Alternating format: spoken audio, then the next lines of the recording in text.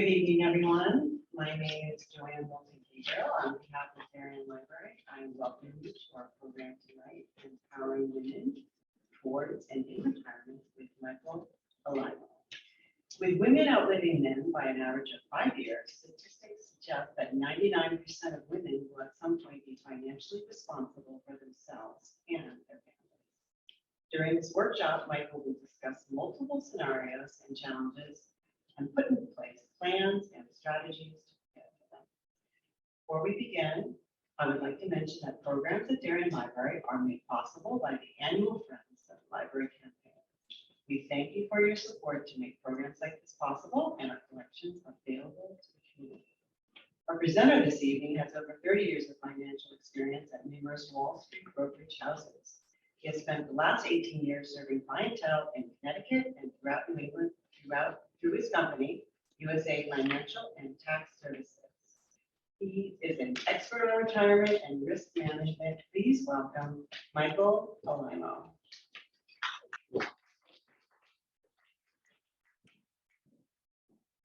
Thank you everyone for coming. I'm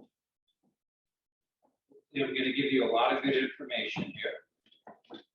Thank you to the Darien Library for having us tonight.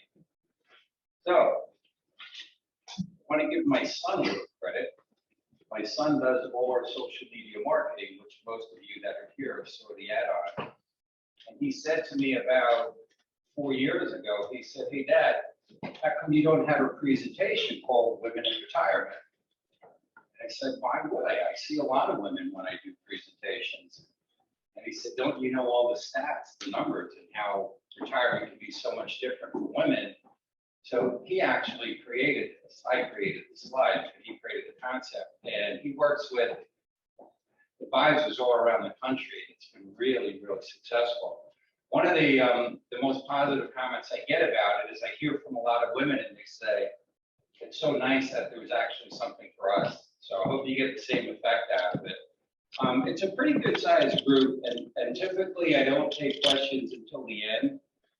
And particularly because there's also people on Zoom tonight, so it's kind of a hybrid concept where you're here and there's quite a few people on the Zoom call as well.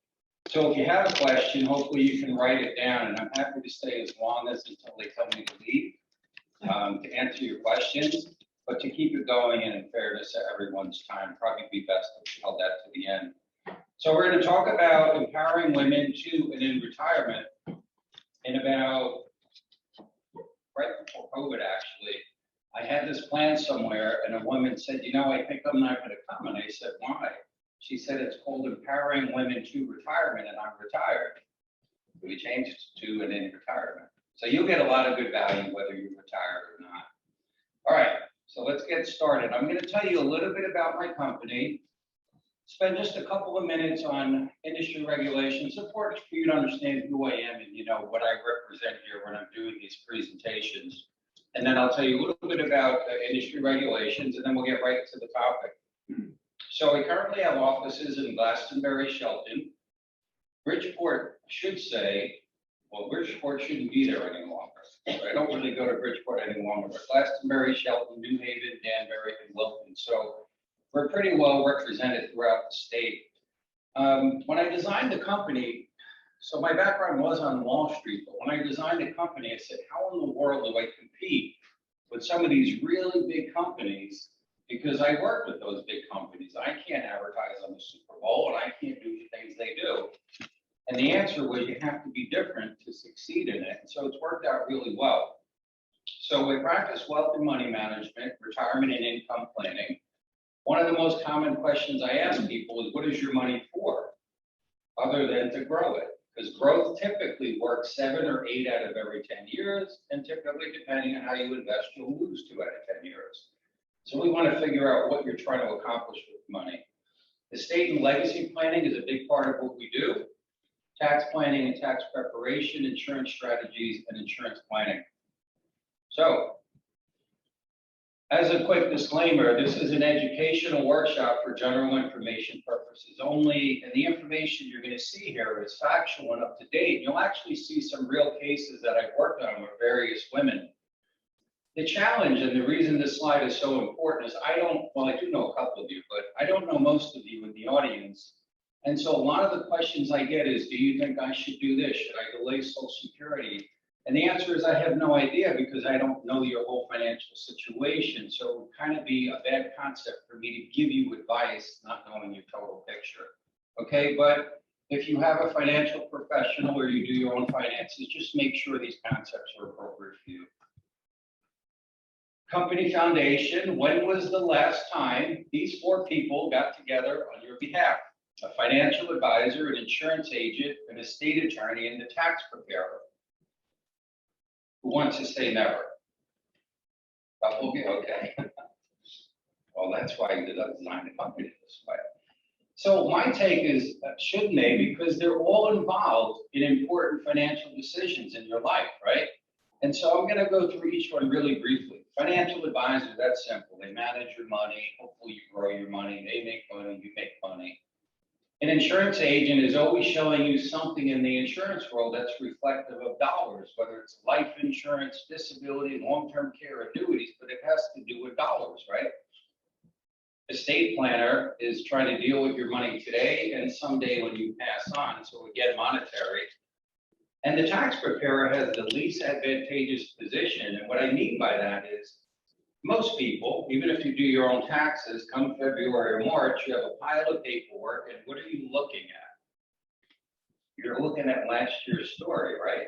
And you can't change that story at that point. So tax preparers are just doing your tax returns every year, and you're hoping to get the best out of that return. And we're trying to build tax strategies for people going forward. So you'll see a little bit of that tonight as well. And I call this the full circle advisor approach, where we integrate that into one company.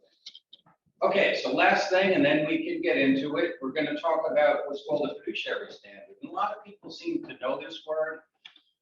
Unfortunately for all of you, it was about 6 years ago. It was going to be that every advisor that advised you on money had to practice this. It was a law, and then it came out.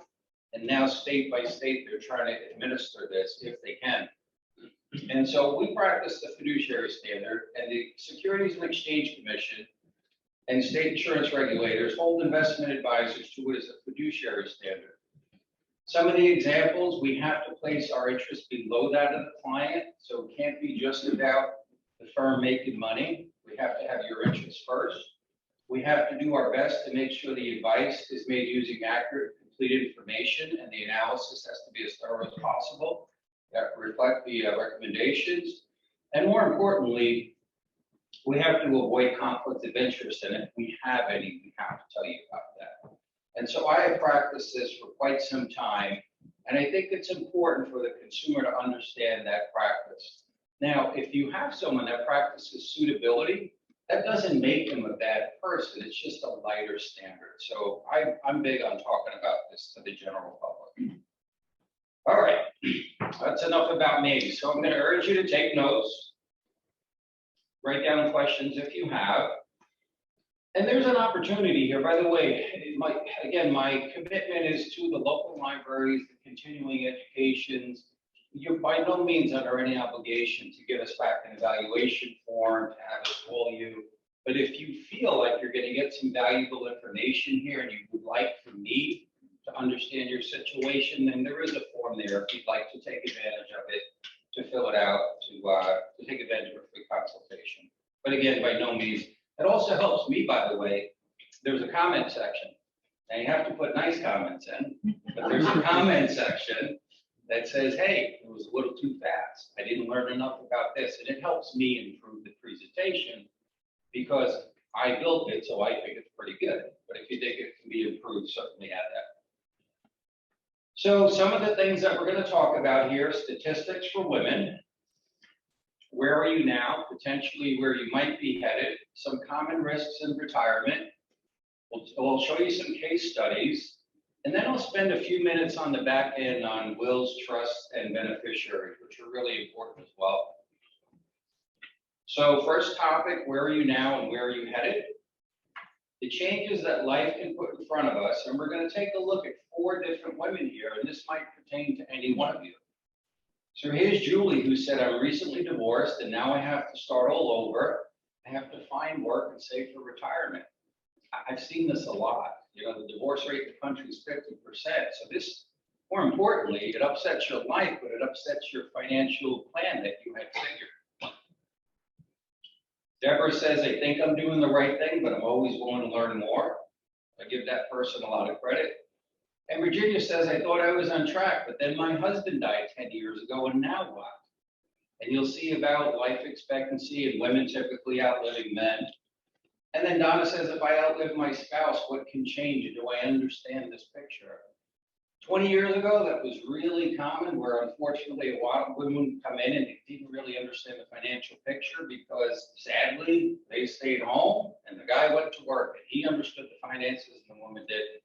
Thank God that's all changed for most of you now, so that's really positive. So what are some of the statistics here? So let's start with the good news. The good news says the earnings are up and 46% of new professional jobs are actually given to women. So that's a really good start.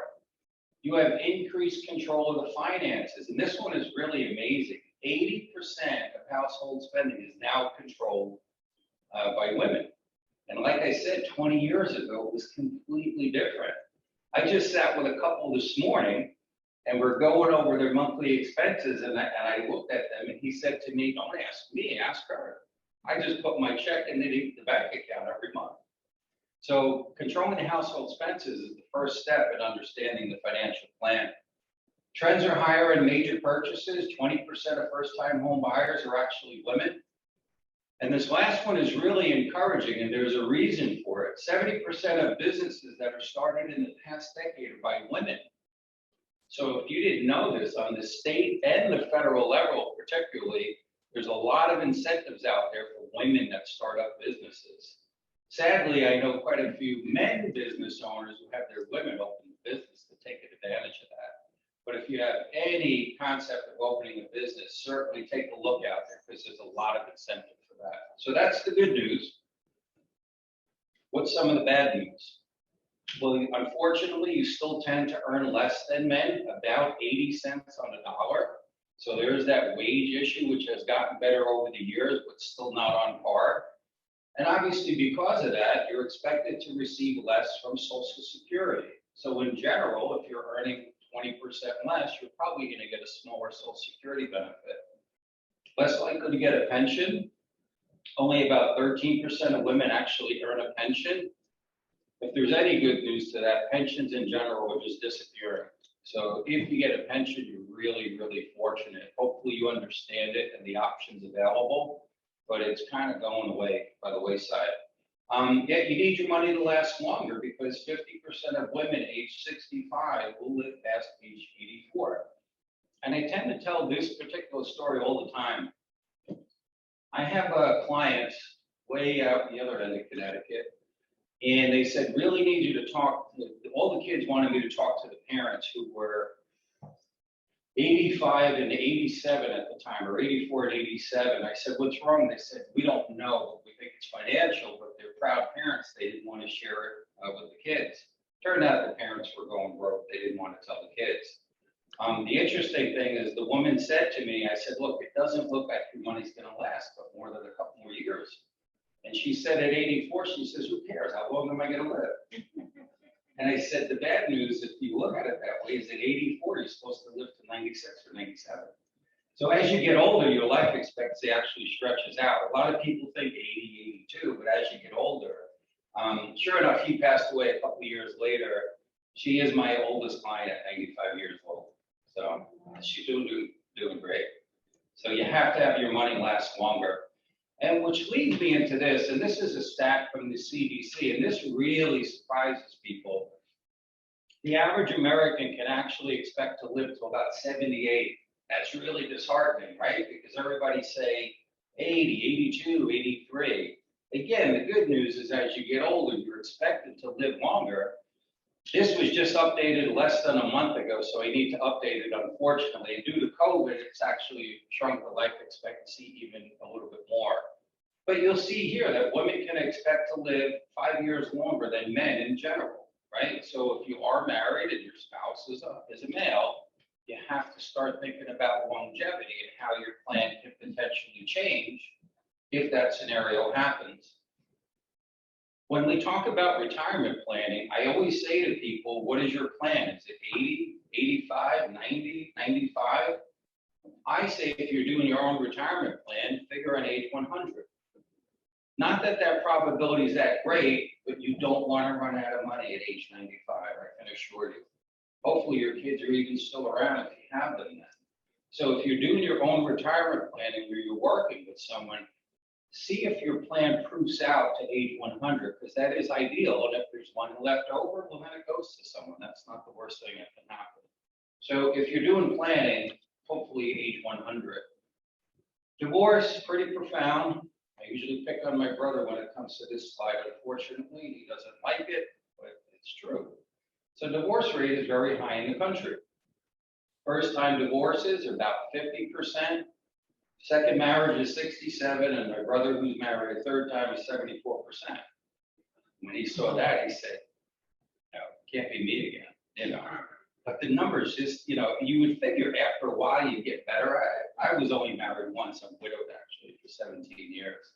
But this is really profound because it changes the whole dynamics. And I'm going to show you in a minute what happens when things like this happen. But you have to start thinking, one Social Security instead of two. Do I get the pension at all? What happens to the assets? Typically they get split in half. So everything has changed dynamically if you wind up in a divorce. This was an interesting stat too.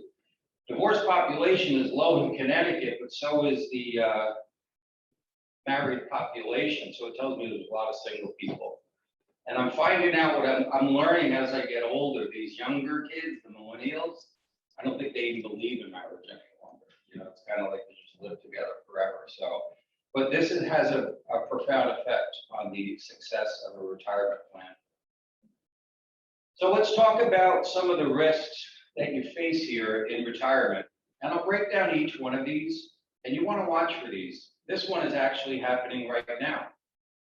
The concept of inflation says you need purchasing power. Things get more expensive in the future. 2 weeks ago, they announced a 5.9% increase on Social Security. And a lot of people who collected said that's great. And I said, no, that's really bad. Why is that bad? The government's warning you things are going to get really expensive, so they're going to increase your Social Security benefit. Medicare, food, if you can find it. My supermarket doesn't have a lot of food on the shelf for quite some time now. Just goods in the store. So inflation is real, and you hope your money is keeping pace with it so that it's worth today what you need it to be worth 10 years from now. So that's inflation. Taxes, because we have the tax practice, I talk a lot about it, not so much in this presentation, but I do talk a lot about it. And taxes really vary widely, right? Based on your filing status, type of income, the amount of income. So if you're married, there are different thresholds, there are different deductions versus single or head of the household. The other thing I try to tell people is try to figure out what your tax rate is today if you're working versus what you think it'll be when you retire. And once you start factoring retirement and distribution, Social Security, pension if you get it, and other sources of income, it's not very common that you're in a lower tax bracket. So you want to think about taxes and how that can affect your retirement as well. Market volatility, that's pretty simple. If you're an investor and you have some money in the market, market volatility can really change the effect or the success of that plan. And the basic example I just said to someone today, I really enjoyed this guy and his wife. He pretty substantial amount of money, I won't say how much, and they're in their late 60s, and he's doing such advanced trading, option, a lot of different things. A lot of things I did on Wall Street. I'm like, wow, you really get this. He goes, I love it, you know. He said, I'm making so much money. And I said, so at your age, what's the goal? He said, well, I want to make sure each kid gets a lot of money, a lot more than I have now. And I said, what if that doesn't work out? But he's so convinced because the markets have been so good for 10 years that it's kind of a simple thing, and it's really not. So when you need the money is a really important time to tell you what the money's for. While you're working, you hopefully add to it. But when you need it, if it's worth less than what you start with, it may not last as long. The other thing we'll go over is sequence of returns. And this one, I have two charts. One is complicated, the other one is pretty simple. And sequence of returns will really get your eyes open on the dependency of money in retirement. So we'll talk about that. Okay, so let's go over inflation. And inflation, as you can see here, this is going back to well over 100 years here. So if you just look in the 1900s here, inflation can be all over the board. What's interesting is the last 10 years, it's only 1.8%. So it's been minuscule. And they're saying right now that it's running at 5 or 6%. It might even go higher. So inflation basically says, as I stated earlier, your money needs to keep pace with that, right? That doesn't mean go out tomorrow and just invest all your money in the stock market because the CD only gets 1% or whatever it might be. But over a long period of time, this can really erode the value of your money if the cost of goods go up. What I always talk about inflation is, even if it slows down, do the cost of goods ever go down? No. So if we had some bad inflation the next 4 or 5 years, things will get elevated and then it'll slow down, but it's not going to go backwards. So your money has to keep pace with it somehow if possible. Purchasing power. Taxes. This was kind of scary here. So largest percentage tax increase ever was the Great Depression. Congress raised taxes in 1932. So you would think worst time ever, right? Can't raise taxes then. They raised taxes from 25% to 63% on top earners. So there were times, and I love my country. My son served, my son-in-law serves, so anything I say to you is definitely non-political. But we're in trouble here. We owe a lot of money, and taxes are pretty low right now. So there's a good probability that taxes will go up in the future. If I asked you all, do you think they're going to go higher or lower? You'd all say higher, I would assume. Well, if all your money is in tax-deferred accounts, what does that mean for you? If you had $1 million in a 401k, what is it really worth? It's not worth $1 million. It's worth whatever it is when you take it out. Right here, the highest tax rate ever. Most people never get this. After World War II, they raised the top tax bracket to 94%. Now, to be fair, you had to make over $200,000 back then. But if you did anything above that $200,000, you lost 94% of it. So I really believe taxes can go substantially higher with a nation that owes $30 trillion right now and keeps borrowing. This one is pretty profound as well. The longest span of high taxes was the 60s, the 70s, and the 80s. And the highest tax bracket never went below 70%. And to give a former president credit, Clinton was the last president to actually balance the budget. But the taxes were all also very high. So you have to start putting this together yourself. If all your money's tax deferred, where does that leave you in the future? Now, one of the jobs I had on Wall Street is I would study charts. And we would look at chart patterns. And this chart is basically the history I just showed you up in the 90s.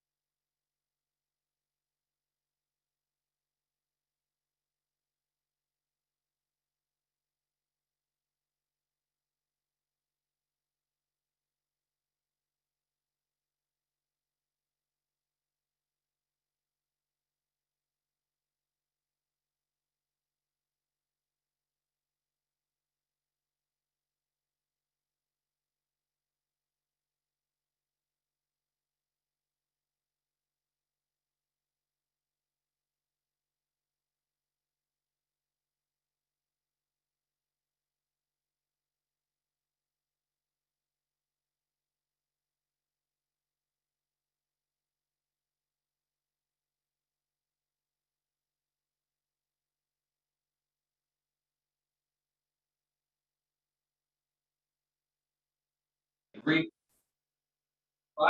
of your money and you're never going to run out. Did you ever hear that before? It's called the rule of four. It's been out there forever. Well, guess what? I don't think anyone ever explains it the right way. And I promise you, I'm not the smartest person you ever met, but I've done this a long time, so I'm trying to give you things that you really need to understand. There's some truth to that percentage, but here's what it really says. It says take a percentage of what's in your account, not what you need. These are two different things. And you keep a percentage of what's in your account, not what you need. So decide is a percentage or what you need. This was a real person I met in 2009. This is kind of sad, but it worked out pretty good for him eventually. He said to me, when I retired, my advisor said I can take 4% of my money and I'll never run out. So the first mistake is, what did I teach you about inflation? In this case, I said, how much did you need? And he said, 40,000. So I said, when you retired, you had $1 million. Makes sense, right? 4% of $1 million is 40,000. He said, yeah. So I said, okay, did you factor in for inflation? Because you're going to need a little bit more every year. And he said, no. So I built it into this chart here to help you understand it. So I call this the stars are aligned. He's got $1 million, he's going to take 4%, but he's also going to get what he needs, which is the 40. And so watch what happens. After one really good year, you'll see in the year 2000, he's got more than what he started. He's got $1,151,000, and he says, this is going great. Well, again, depending on how you invest, this is just returns of the S&P index, okay? You may not be fully invested in that, but I wanted you to understand this. Now you see 3 negative years. It happens in the market. And all of a sudden, he's taken out 6.91%. This was a really good time for the advisor to say, hey, you need to slow down a little bit. But he would have said, no, I need the 40,000. But that would have been a good time to catch it. The good news, the market comes roaring back, only for this to happen in 2008. And you'll see at that point, he's at 11.89%. And sadly, I met him the next year when he had 386,000. And he said to me, what do you think I can do? I've been with this guy for 20 years, but I'm really upset. And my brilliant 30 years of experience said you could stop taking out 40,000. That's all I could say. And he said, no, you didn't hear me. And I said, no, I heard you. But you can't take out 12% because even if the market comes roaring back, you're never going to get back. You got to make up that big withdrawal. It's just not going to happen. He was fortunate enough actually to get work and start accumulating. Market was roaring back, and he learned this lesson. So really important you understand that sequence of returns. And if you're going to live off a percentage of your money, understand how that can really change. So let's talk about how we put this together in a retirement plan. First thing you want to identify is, will you need income in retirement?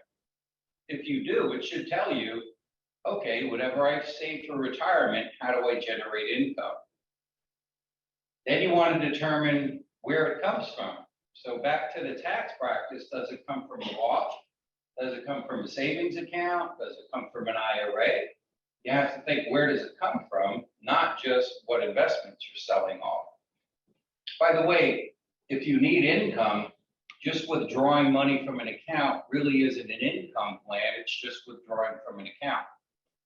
You want to create strategies for that, and then make sure you have enough to make it work. Because again, I think the worst thing that can happen is you run out of money at a certain period of time.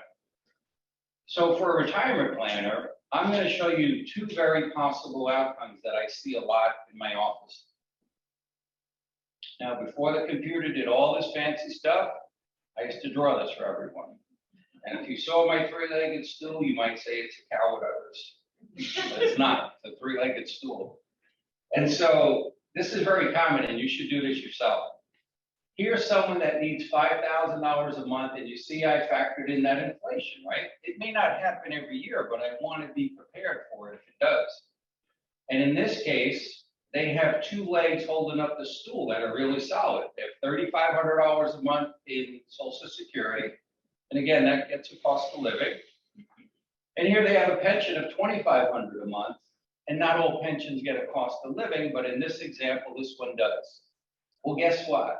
They don't need Mike, they don't need anyone. They got $6,000 a month in income, they only need to spend $5,000. So what do you want to do with the money? And in this case, there's $500,000. So if this is your three-legged stool, this is really good. Some things can change, which I'll show you in a minute. There could be a loss of one's Social Security, a loss of some of the pension, but this one looks really good, in my opinion. Doesn't matter, by the way, how much is in that right-hand leg, because it's not needed right now. So what is the money for? You want to figure that out yourself. Don't let anyone convince you, just grow it, grow it. What is it for? Is it medical emergency? Is it preservation? Is it for legacy? There's a lot of purposes for money, but the growth only, again, it'll work 7 out of 10 years. Don't forget, you got to pay taxes on those first 2 legs there.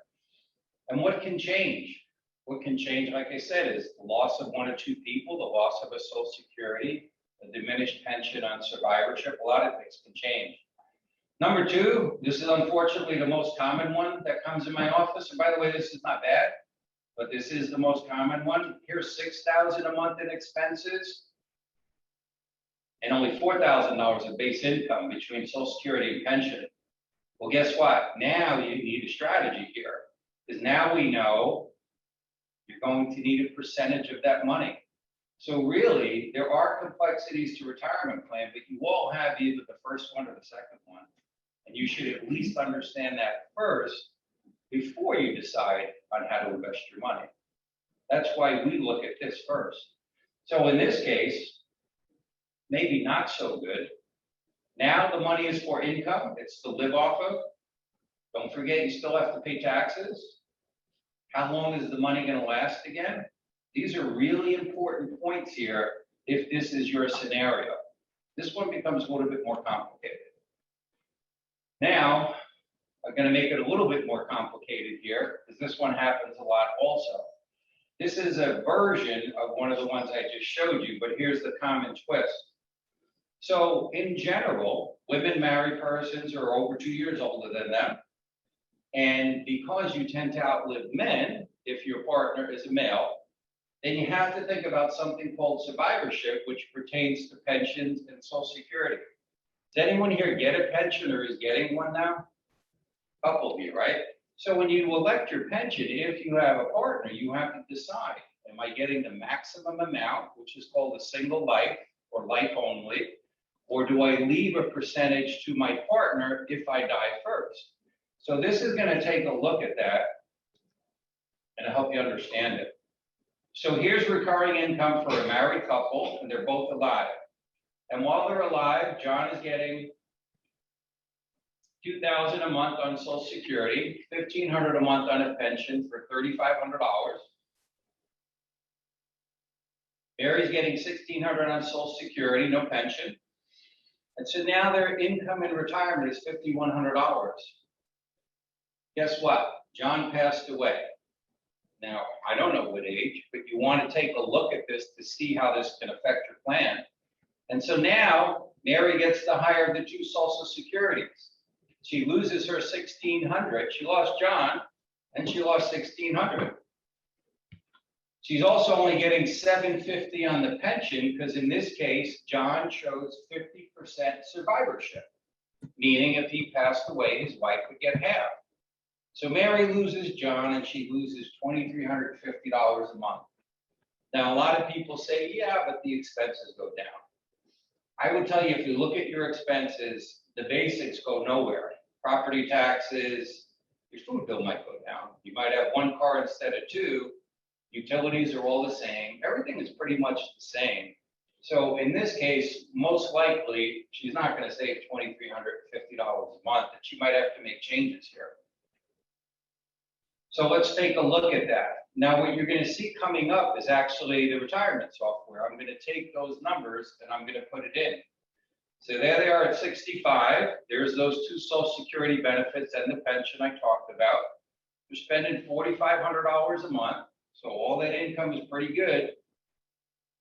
$300,000 in retirement savings, $20,000 in savings, and we're going to assume 4% rate of return and 2% inflation. Tammy will laugh. So the other night, we were at a really cool place, by the way, in Bristol. Is that Bristol? It's called the American Clock and Watch Museum. Never been there. It's really cool, actually. If you like that. Otherwise, you wouldn't like it. And actually, we told them that we want the clocks to ring while we were presenting.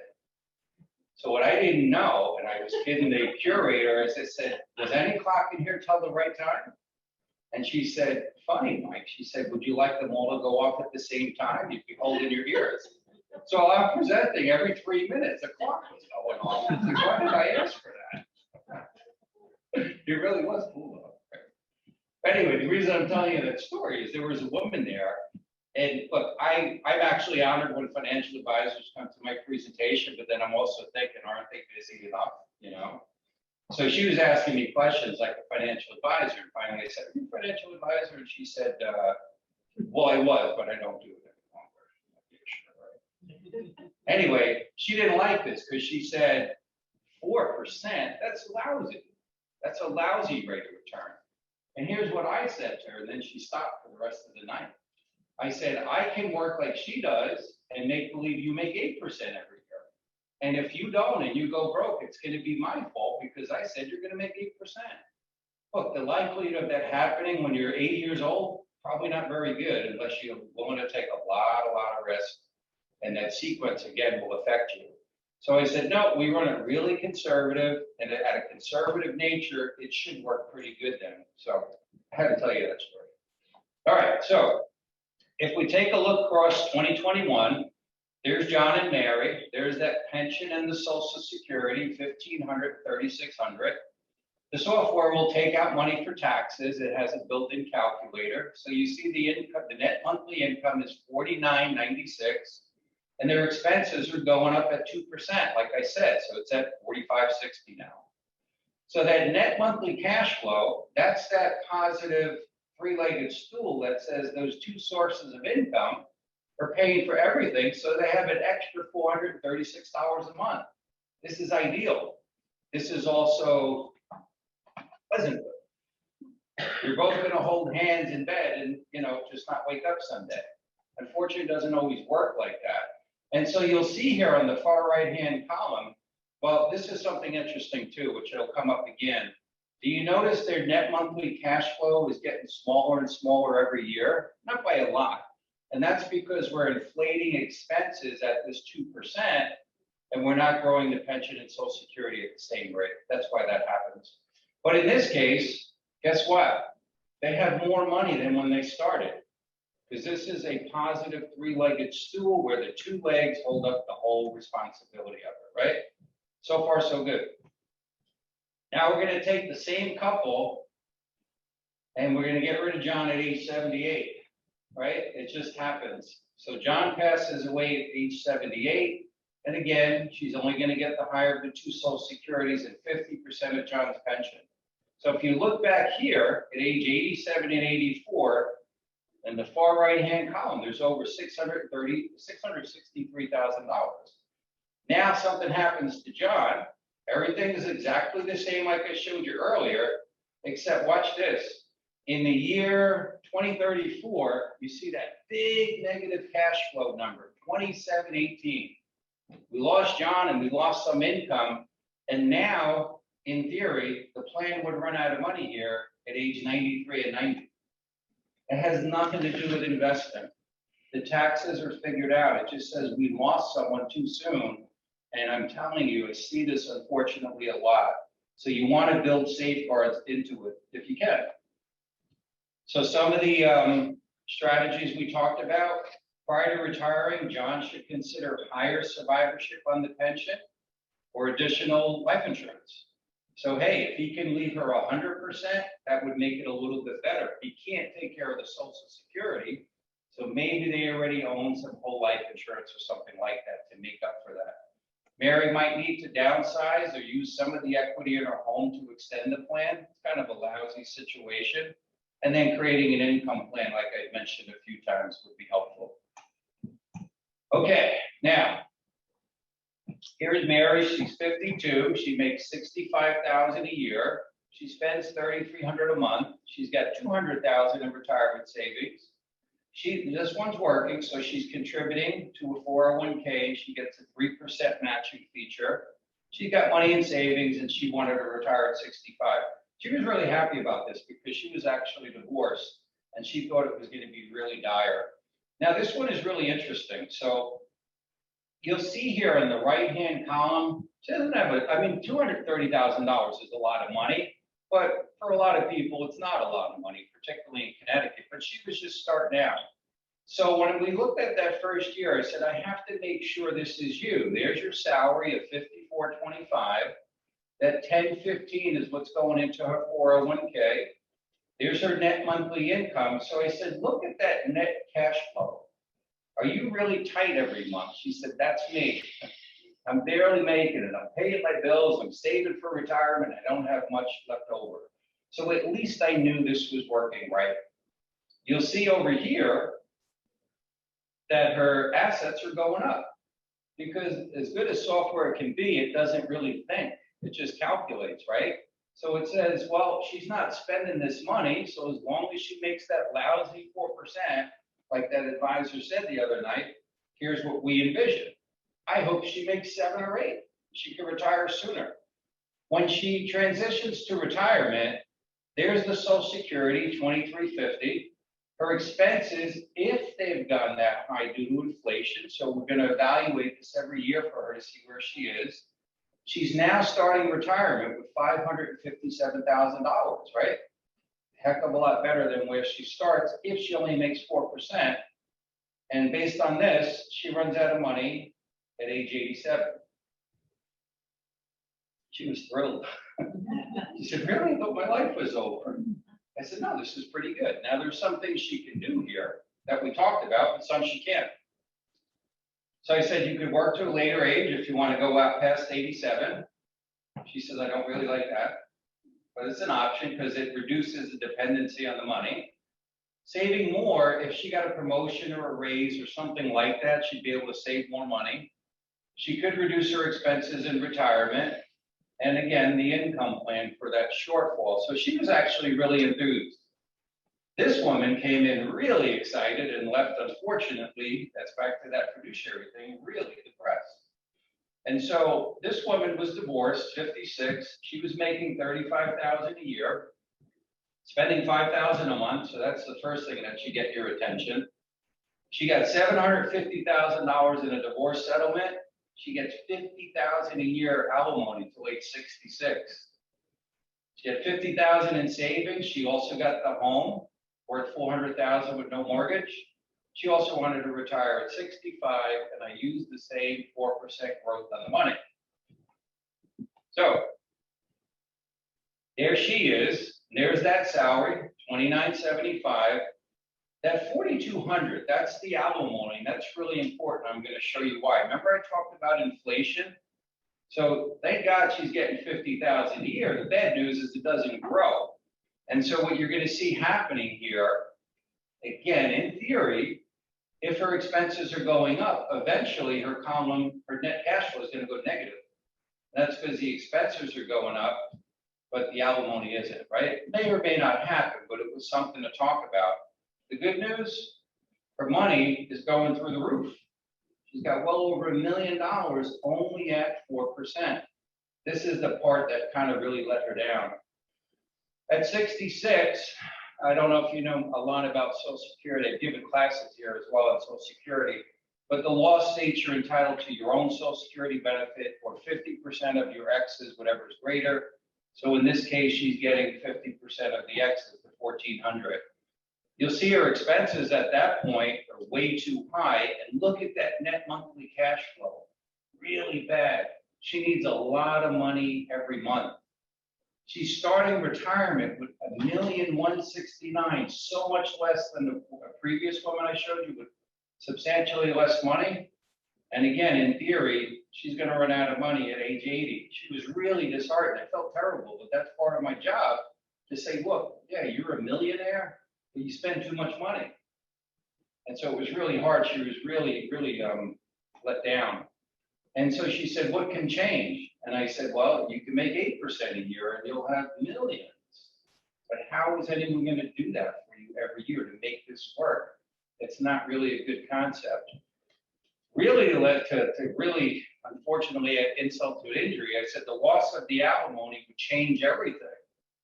And she said, no, I told you, I get it till 66, it's guaranteed. And I said, is your ex-husband guaranteed till 66? She never thought of that. I said, did your divorces or anything like that? No.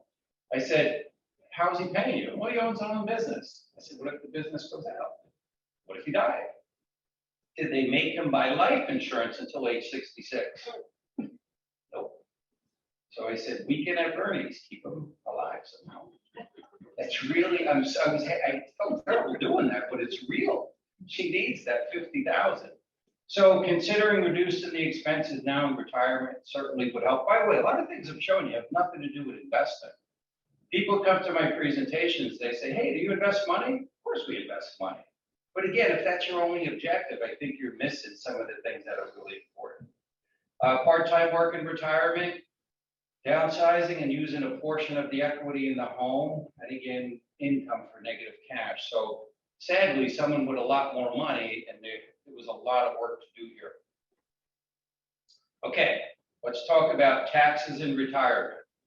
And so I'm sure you're all going to take the one on the right. On the left-hand side, we're going to take that 4% rate of return. We're going to inflate the expenses. And you have a choice. You could start with $1,798,000 of tax-deferred money. You've never wanted to pay taxes while you worked, so it's all in a 401k or an IRA, and you have $195,000 of taxable money. We're going to compare that to the same scenario, but $1,407,000 of tax-free money, something like a Roth, right? So would you take the higher amount or the lower amount? Would you take all the tax-deferred money, or would you take the tax-free money? Right. And so here's why. So this is very similar to the last thing I just showed you here, except there's an interesting column here that I don't normally share, but I'll show it to you now. The first thing that I highlighted there, see on the left-hand side, it says RMD. That stands for Required Minimum Distribution. So at age 72, you have to start taking out money whether you like to or not. So in my tax presentation, I say, do you want to pay the tax on the seed, whatever you have tax deferred now, or do you want to pay on the harvest when you're 72? I'd rather pay the taxes on the smaller amount personally, but you have to design a strategy to do that. That other column I highlighted there, where it says percentage, it shows me that they're starting to take out more money than I'm growing the 4% at. And that's why the numbers are going backwards. So that shows me they need better than 4% to maintain that money. And you'll see here, sadly, someone with $2.1 million could actually run out of money at age 94. They couldn't believe it. We're going to have $2 million? What can we do? Spend less? It's an idea, you know? So that's kind of what we talked about. For all of you that said, I would take the smaller amount, 400,000 less, but no taxes due on this money now. So you prepaid your taxes. And guess what? At age 94, you still have $1,124,000. There's nothing going on here but taxes. Again, it has nothing to do with investments. All the numbers are identical, except someone paid the taxes ahead of time versus waiting. Running out at 94 or having $1 million at 94, really pretty profound difference. So we talked about tax deferring can create a larger tax burden in retirement. Converting or contributing to taxable or tax-free money may help. Reducing the expenses, again, makes a lot of sense here. And then downsizing as well. So they had a lot of options, but again, in the investment world, the only way I can make that work is, in theory, grow the money faster or at a higher rate. And I'm not comfortable with that. I hope it happens. I hope all my clients have far greater than what I'm projecting. It happens a lot, but I don't want to be responsible for the far greater. So if you've ever had a retirement plan, figure out what they're running it at.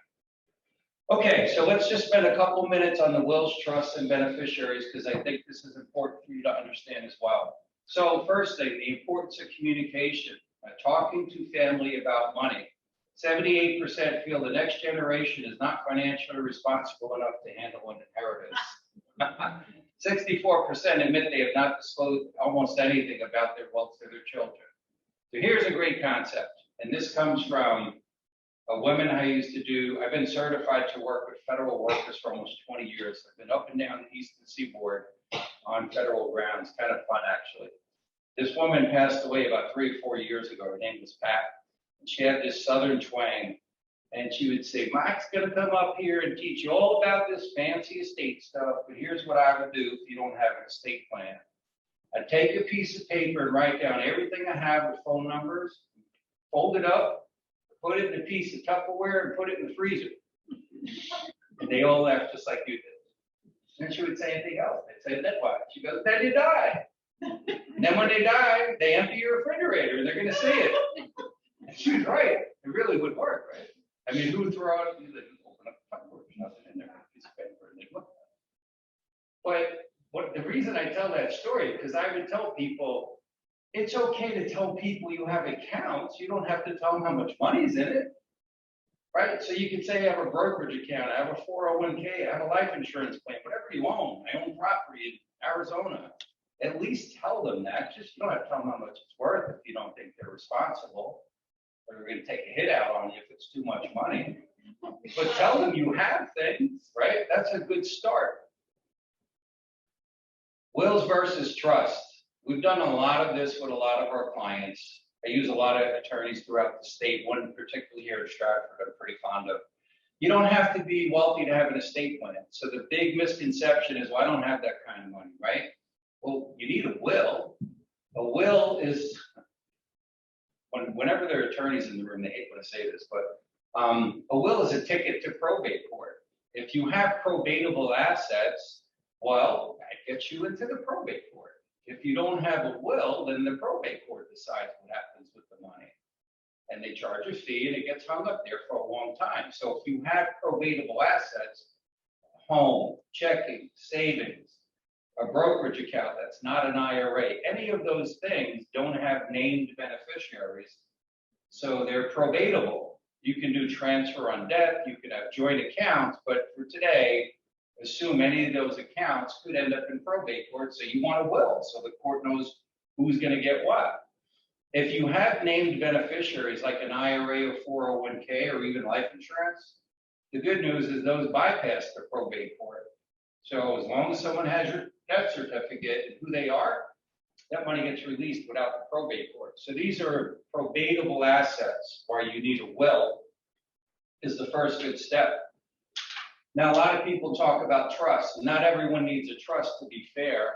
And again, really bad terminology, so I apologize. But a trust are your wishes from the grave is all it is.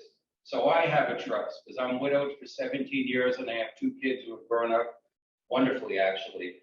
But even still, if something happened to me tomorrow, I don't know if I'm ready for them just to inherit everything. And, I want them to be valued to society. I want them to work and do something good. I want to make their life easier. So the trust says, while I'm here, I'm the executor of my own trust. I can do whatever I want with assets going in and out. I can sell them, I can buy them, I can put my home in there, whatever I want to do. But if I die tomorrow, there's language in there that tells the kids how things play out, even though I'm not here. So that's the concept of your wishes from the grave. A revocable trust doesn't really do anything for you, believe it or not. It does something for your beneficiaries. It's that important. Both of my kids were sitting there with their spouses who I love dearly. And I said, look, I'm putting this in place in case of those two. Like, what? In case of what two? Your husband and your wife. Look, particularly in the state of Connecticut, if I left money to my son and he lived here, which he doesn't, and then he inherited it and they got divorced, his wife would get half of that. So that's the concept of a trust is, I've told my kids, keep it in there. If I die, keep it in there. It's safe for them. It doesn't do anything for me. So that's kind of the basics on a trust. If that's important to you, controlling your money while you're not here, people aren't ready for it, they're in bad relationships, they have medical necessities, then a trust could be appropriate, but they're not inexpensive. And again, it's something that we do, but shop that around because unfortunately the prices are all over the board on that. And again, there are trusts revocable, irrevocable, and special needs comes in a lot. Really important if you have a child with special needs that is getting state assistance. Another really important document is something called a healthcare proxy. Unfortunately, I live this. Who makes medical directives for people?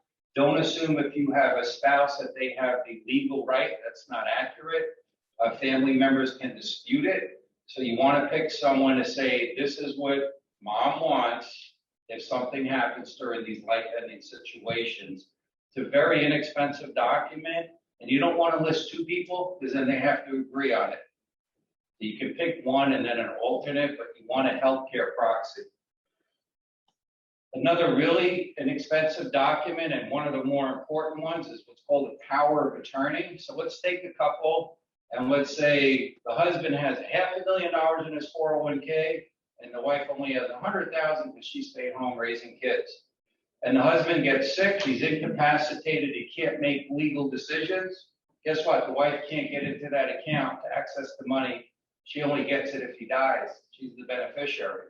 But because it's an IRA or 401k, you'd have to hire an attorney at $400 an hour to fight the probate court to get access to that. On the flip side, the power of attorney is really powerful. That's why they call it power.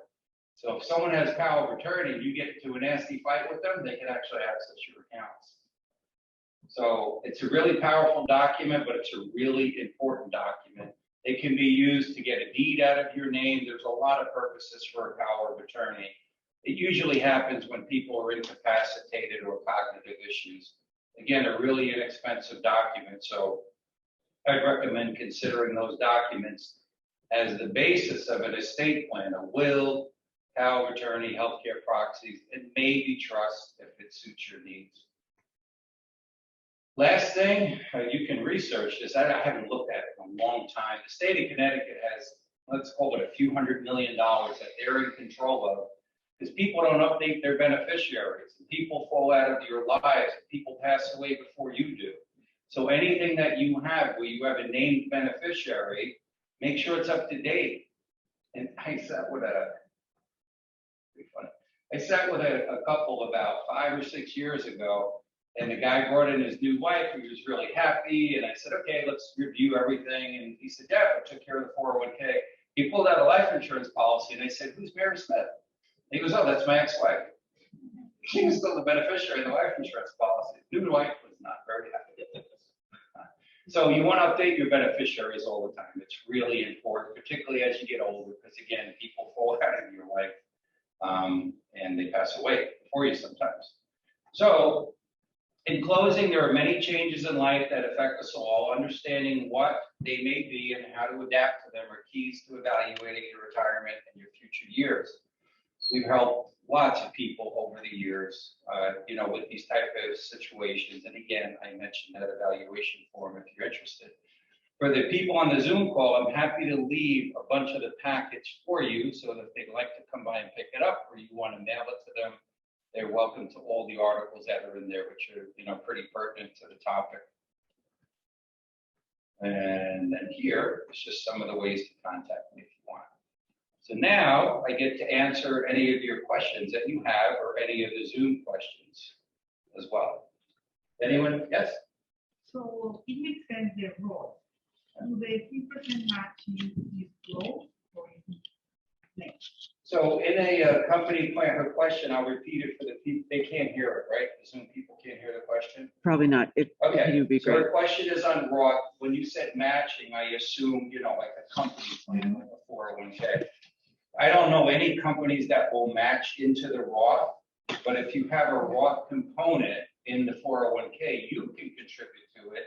They will always put their match in the pre-tax so they can get the tax savings. So if you put 3% in your Roth, that's fine. They would put 3% in your pre-tax account, but you would still get the match, just not in the Roth. Make sense? Okay. Anyone else? Yes? 401k and a pension interchangeable. So her question is a 401k and a pension interchangeable. That's only if you can cash out the pension. Certain pension plans don't allow it. So predominantly most towns or states, Sadly, they don't really have the money in there. They're all on borrowed time. That's why they're disappearing. So if they say, as an example, when you retire, you're going to get $25,000 a year. Some pension plans actually have the money and they don't want the responsibility any longer. So they'll offer you a buyout. Before you even consider that, you have to make sure you can mimic that $25,000 a year some other way. But if they offer you a buyout, yes, you could put it into an IRA or a 401k.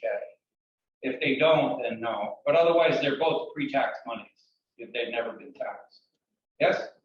So on Social Security stuff, where you said a surviving or a spouse Gets the higher of the two. gets the higher of the two.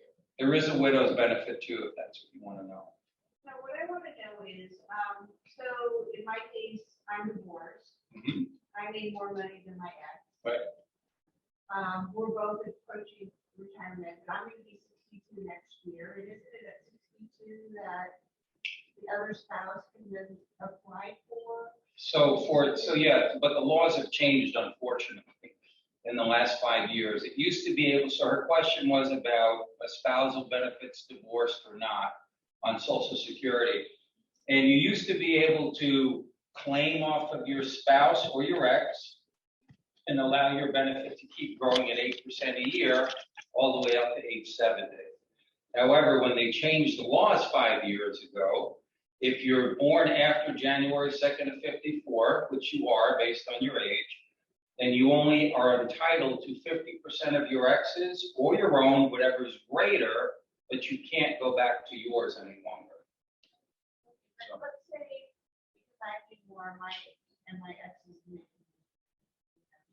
Mhm. He wants to get half of my Social Security.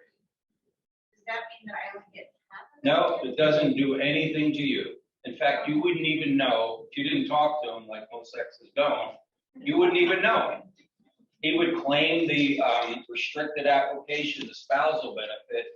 He would get half of whatever your full retirement age benefit is, and you'd never even know about it. But he can't go back to his own any longer if he's born after January 2nd of 54. He gets the higher of the two now. No, if either of us remarry, Mhm. how does that impact that? Based off the new marriage, you lose that X filing status. It would be based off the So new if marriage. he gets remarried, I can't claim his, and if I get remarried. He gets remarried doesn't affect you. If you get remarried, it doesn't affect him.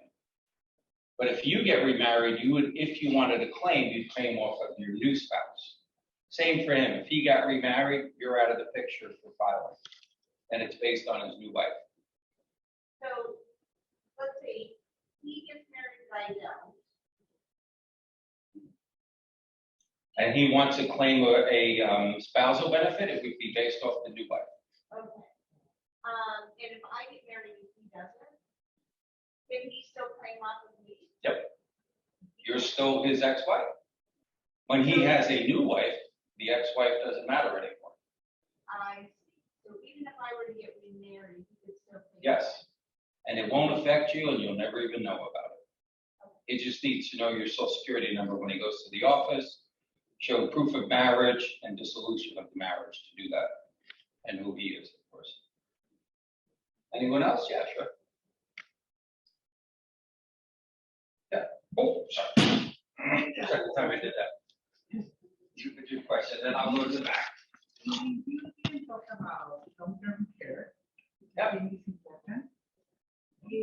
Does it make sense to convert and have the long-term care waiver and pay from your door? So her question is about long-term care. First of all, does it make sense? And then how to pay for it, basically. So I've been a certified long-term care specialist for 20 years. And to save you an hour's presentation, here's the hard facts. Because there's a 5-year look back on money, if you're a married couple, you can have $140,000 of assets. Anything above that, you're required to spend down. If you're single, you get to have a whopping $1,600. So I tell people, if you don't have long-term care insurance, you do, you have money. And so you will pay for your own care. There's no other way around it. You're not getting on Title 19 if you have assets. If you get sick and you move the money, they look back 5 years. Okay, so with that being said, who wants to give away all their money now while they're healthy so that they can end up on Title 19 in the future? I wouldn't want to do that. So your money or some type of insurance. Your question on paying it is important because let's say this area in particular, I have a client in Wilton Meadows. You need $16,000 a month for Wilton Meadows. Well, if it's coming from an IRA, you might have to take $22,000 out to get the $16,000, and that's where the taxes come in. So if I had a self-pay for long-term care, I would look for the most tax-efficient way to get money. Saving, Roth, brokerage account, dual capital gains. But a lot of people have most of their money in tax-deferred accounts, so whatever you need, add on 20 or 30% for taxes. But it makes sense to convert. So I apologize, but when you say makes sense, I'm uncomfortable saying yes or no. Back to what I said is I don't know enough about you. I just don't like, to answer your question, me personally, I would try to get as close to tax-free in retirement as I could, because I'm really worried where taxes are going.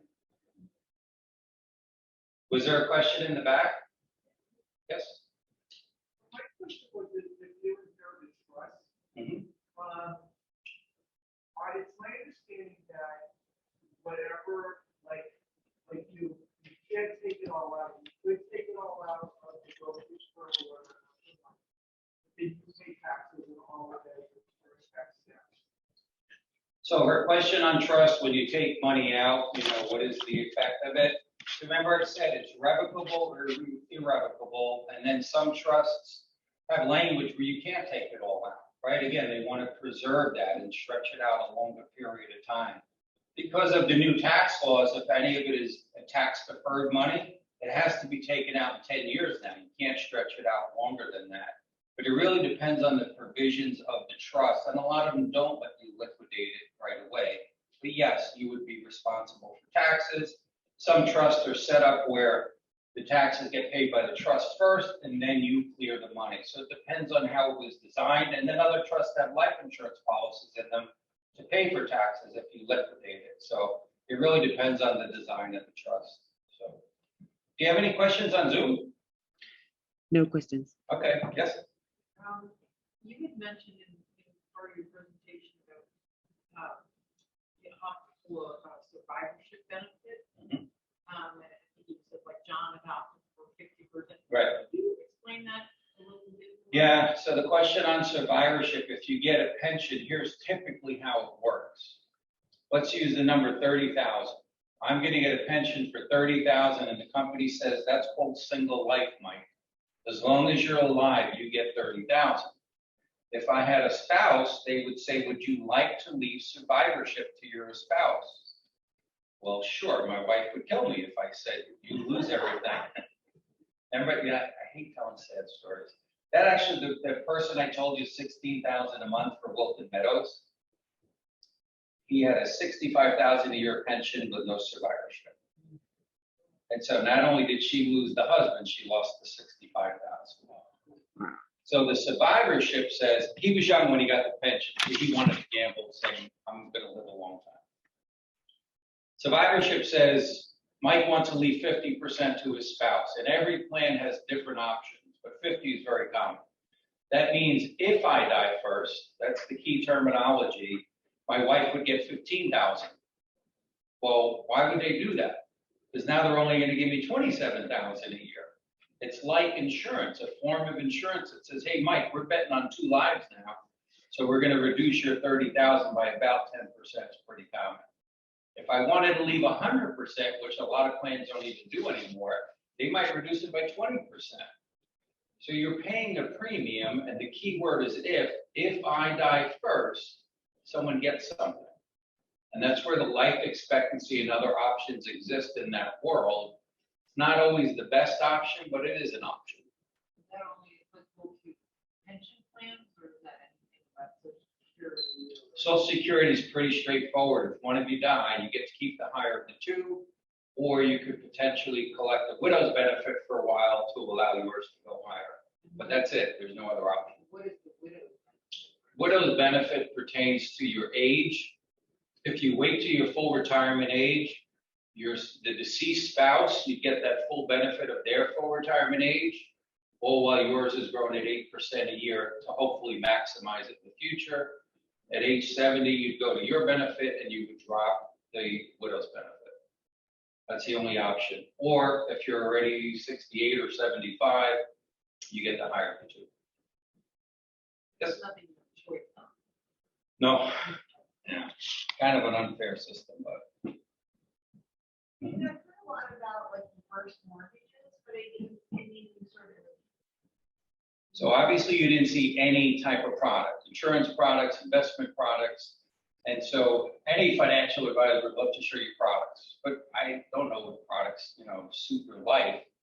But if you ask me what I think of reverse mortgages, I think that if most of my assets are in a home, then I have two choices. If I'm running out of money, like that old couple I told you, what were their choices? Sell the house and take whatever assets are left because they were already using a home equity line of credit, or use a reverse mortgage. You know what the biggest problem, and I don't sell them. You know what most people's problem are? Bank makes too much money. Well, when did you think the bank was going to do it? Because they like you. When you take a home equity line of credit, do they charge you interest? Do they want you to pay it back? No, it's a credit card. The low interest credit card, they don't want you to pay it back. They want you to sell it, then pay off the home equity line of credit. Reverse mortgage is the same thing. What it does is it stops your mortgage payments, gives you a guaranteed income stream. And you're right, they're probably going to own that house by the time you pass away. But if that's your only asset, what else would you do? So it wouldn't be my favorite choice, but it's an option. There's not a lot of people 80 years old that want to sell off everything and downsize. Unfortunately, it's an option. Yes? Yeah. Like, Yeah. you mentioned power of attorney. Right. You have, obviously, you have to nominate someone to be in charge of that. Yep. But isn't it upon your death? You can draw them up any way you use want. the power of attorney at all? No, it's not upon death. It's actually everything but that. Power of attorney, executor of a will is a different thing. That's upon death. Power of attorney is you can't make financial decisions. I had a client in Richfield not too long ago. Such a crazy story. He was a bank president, super smart guy. Wife said, "You really got to talk to him. I'm really worried." He was waiting in my office in the waiting area. He said, "Hey, Mike, how's it going? Good." Came in the office 5 minutes later. He said to the wife, "Who is this guy? Why are we talking to him about our money?" He had cognitive issues. I didn't know that was terrible. That instant it was terrible. And he'd revert back to, "Hey, Mike, how's it going?" So power of attorney, his wife didn't have that. What was he doing? She showed me the credit card bill. He owed $48,000. He was buying things for people. He thought everybody was his friends and his family. And she said, "What do I do?" I said, "You can't get power of attorney now. He's got to sign for it, and he's not of sound mind." So they had to use the probate court and a state attorney to prove that he wasn't competent. Meanwhile, he was spending like crazy because the money was in his name and she couldn't stop him. So power of attorney is very powerful. Had she had that, she could have put the brakes on it. She did. It took a while. So power of attorney could also be limited where people don't want to get full control of everything. So it can be the checking and savings, the deed on the home. It doesn't have to be all encompassing. It can be limited too. But it's important, I think. Yes? I was listening to the news and they had a segment about divorce and how this woman she was divorced, but they had a joint credit card and then he took on that credit card and didn't pay it off or something happened. She should have took a name off of it in divorce, and it should have been part of the settlement. Most divorces will state he's responsible for this debt, she's responsible for that. But a lot of times skip that, and the credit got ruined probably, and she was responsible for the money. No different than medical bills. When my wife got sick and then passed away, there was a stack of medical bills. They waited all of 2 weeks to say, "Hey, by the way, you owe that money." But, yeah. That's just something you don't think about. No, I do. That's why I don't sleep at night. But anyway, yeah.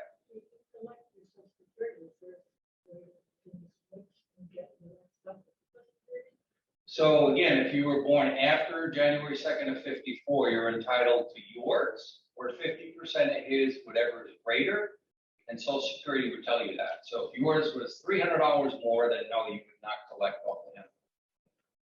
If you're born before that, different story, but if you have your benefit for over 12 months now, it's too late. More good news, right? Yeah.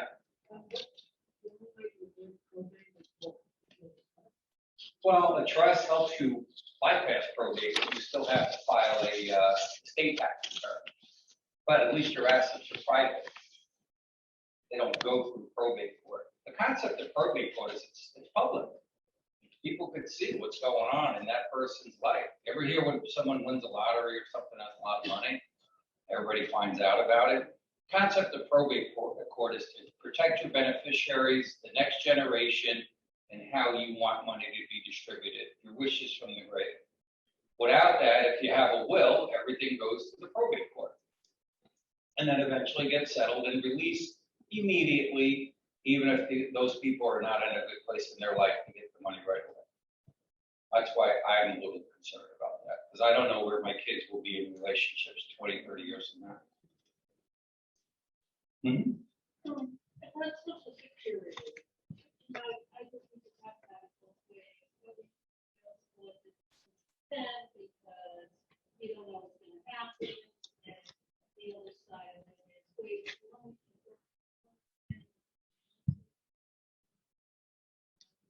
Is there an advantage? So the question on longevity of Social Security, there's a couple points to it. In general, if every year you wait past age 62, you want to add 10 years. So if you take it at 62 and you live to 72, you made a bad choice. You're going to wind up paying you out less.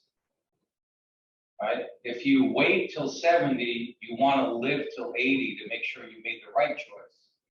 Add 10 years. But that being said, there's a lot of tax reasons why you might want to take it later. What other investment do you have that's guaranteed to grow at 8% a year? That's guaranteed. But what do people say? What if I die? Well, if you die, did you get to spend your money? No. So I look at it as an investment. Now, if my health is not there, different situation. Here's another really cool thing. I had clients about 7 or 8 years ago. They liked delaying Social Security. And they said, okay, we're going to live off of savings for a while. We're going to delay that Social Security. And I said, why don't you take it out of the 401k you rolled over? What do you think they said? I don't want to pay taxes. Well, they had no other income. Their standard deduction was $24,000. We took $24,000 out of an IRA and paid no taxes. I mean, there's a lot of things I can show you, but for one night, it's hard. And I said, do you ever think you could take $24,000 out of an IRA and pay no taxes? Yeah, let's do that. So there's a lot of reasons why you might want to delay social. The most important one not to is you don't believe your health warrants it. And you may want to plan on waiting a long time to take it. It's guaranteed. When you asked about the solvency, if you go on the site, I've given hundreds of classes on that. The reality is you'll always get at least 75% of your benefit, because that's made up from ongoing payroll taxes. That's never going away. In fact, those are going to go higher. The trust fund might be depleted in 15 years, and then you might only get 75% of your benefit. And it won't matter if you started it or you waited. They'll reduce everyone's by 25%, but they'll figure out something. They'll just wait 15 years because they don't pay into it. You want to wrap it up, or do you want me to keep going? It's up to you. Will, any other questions? Good. Thank you Well, so thanks much. everyone for coming. Hopefully we'll see you again.